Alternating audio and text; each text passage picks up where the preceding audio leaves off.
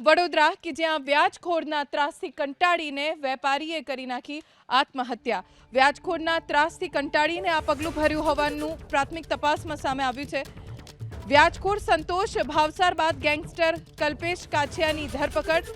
Gangster Kalpesh કાછિયાની દમણથી ધરપકડ કરવામાં આવી। 47 લાખના વ્યાજ સામે વેપારીએ ₹2.5 કરોડ ચૂકવી દીધા।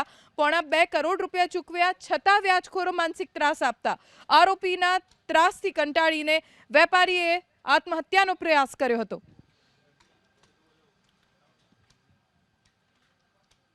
આરોપીનો જે ગુનાહિત ઇતિહાસ છે એમાં જોવા જઈએ તો કુખ્યાત ગુનેગાર છે। મર્ડર, ખૂનની કોશિશ, રાયોટિંગ, આર્મ્સ એક્ટના અલગ અલગ 20 જેટલા ગુનાઓ એની વિરુદ્ધમાં નોંધાયેલા છે વડોદરા સિટી અને આણંદ ખાતે।